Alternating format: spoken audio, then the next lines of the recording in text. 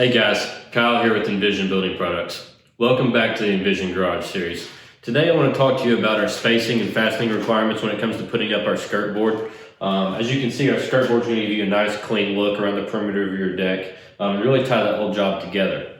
As you can see, I've already tacked this up here on the ends, and let's go ahead and dive into the spacing and fastening requirements. Today I'm going to be putting this skirt board up just using our standard deck screw. Some of the requirements for putting this skirt board up are going to be 3 evenly spaced fasteners every 8 inches for the length of the board. I've already tacked this up on the end, and I've also already pre-drilled all my screw locations. You're going to want this to be nice and uniform and your spacing to really match. So really take your time and pre-drill these holes and get it the way you want it. So let's go ahead and run this in here.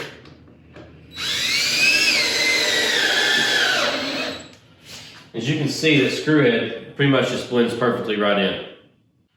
All right, let's throw a couple more in here. Move over to this side now.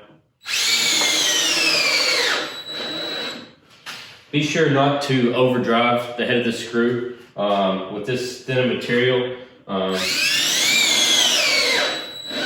You definitely want to keep that screw head perfectly flush with the face of the board.